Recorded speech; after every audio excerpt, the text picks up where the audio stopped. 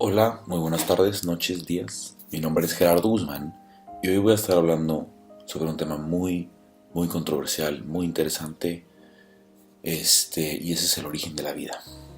Este es un tema muy controversial que se ha preguntado a la humanidad desde siempre, desde los principios de los tiempos, ya que se desconoce por completo.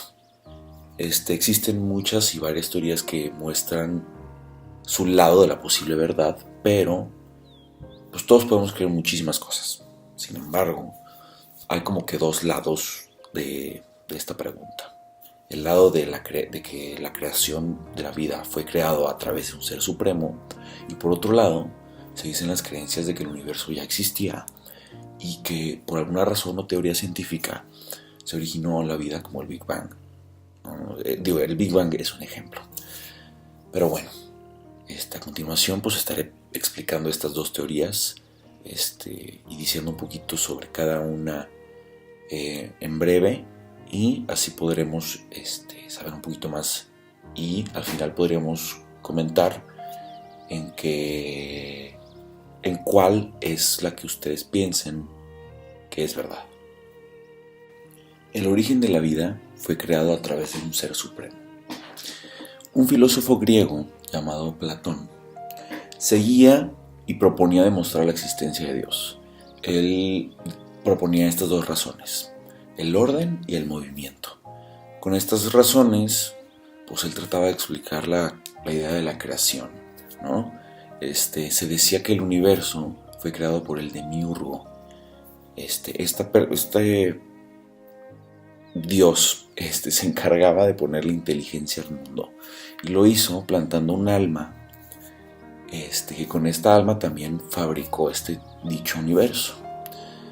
Esa es la primera teoría, y fue, repito, del filósofo Platón. Otro filósofo que apoyaba mucho el origen de la vida a través de un ser supremo es Aristóteles. Aristóteles era era y es muy reconocido en el mundo de la filosofía, al igual que Platón, pero yo creo que Aristóteles pues tiene como que un poquito más de popularidad, por así decirlo.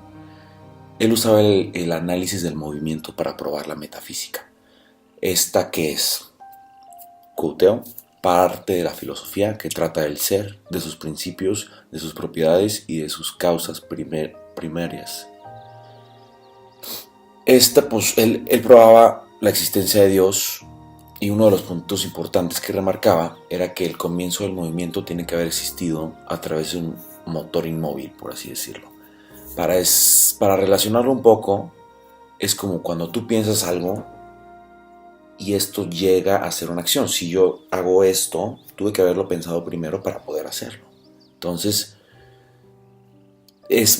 tiene que ir mucho más allá. Y otro punto que es muy importante, que también él dijo, también lo citó: todo lo que está compuesto de acto y potencia tiene que provenir de una realidad que está en acto puro. Entonces, son cosas que se tienen que pensar y pensar y pensar como para poder entenderlas un poquito. Como que aquí les pongo la cita, y así la pueden llegar a leer y entenderla mejor. El universo no fue creado, es eterno y no existe un tal ser supremo. Ernst Richter en 1865 planteó la teoría de la panspermia, y propone que en el universo pues iban atravesando varios rocas, meteoritos, y restos del universo, como se le dicen, polvos cósmicos, y estos iban viajando, y conforme llegaban a la Tierra se atrapaban gracias a la gravedad.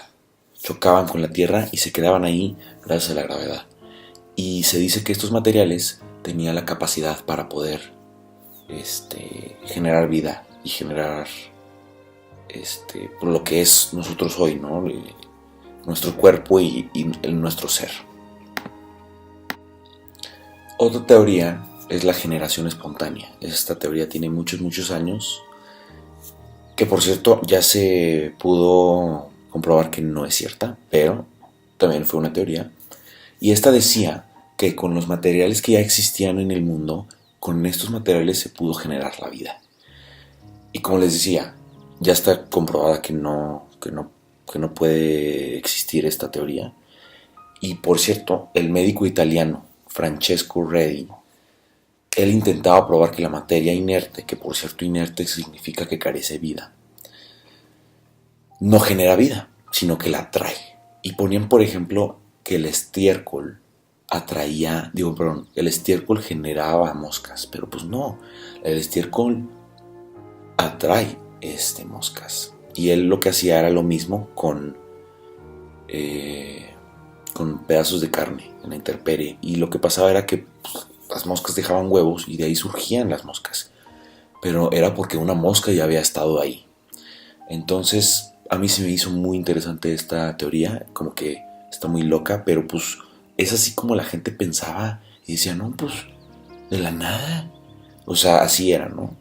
Y se me hace muy interesante y por eso quise ponerla en este blog.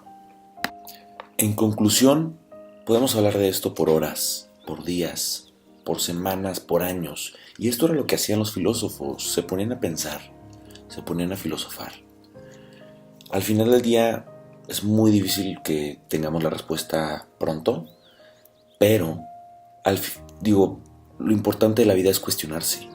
El quedarse atrapado en una cajita nunca va a ser bueno, y por eso el cuestionarnos nos hace más inteligentes y nos hace evolucionar mucho mejor.